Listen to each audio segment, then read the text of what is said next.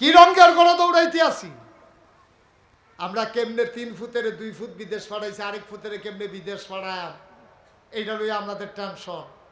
আমরা টেনশন কেমনে আবার ওই টাকার মালিক কয়া ফুট 2টা বিদেশ গেছে, আরেকটা ফাটান দরকার, 2 বিটাত ঘর হয়েছে, আরেক বিটাত ঘর তুলোর দরকার, টিনের ঘর ভাঙ্গা বিল্ডিং করণ দরকার।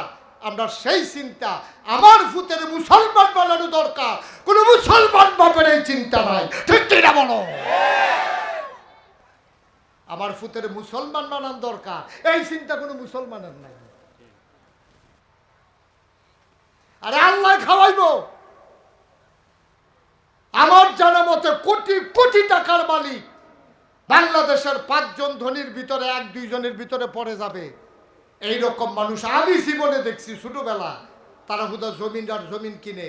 আমার এই বয়স, এই এখনো মাত্র 54 বছর বয়সে আমি দেখলাম যে তারা তারা ক্ষেত কিনা থুবাই লেছে, তারাই আমার কাছে সহ ক্ষেত বেচছে এবং ক্ষেত বেচতে আছে। আমি নিজে দেখছি, দেখতে আছে।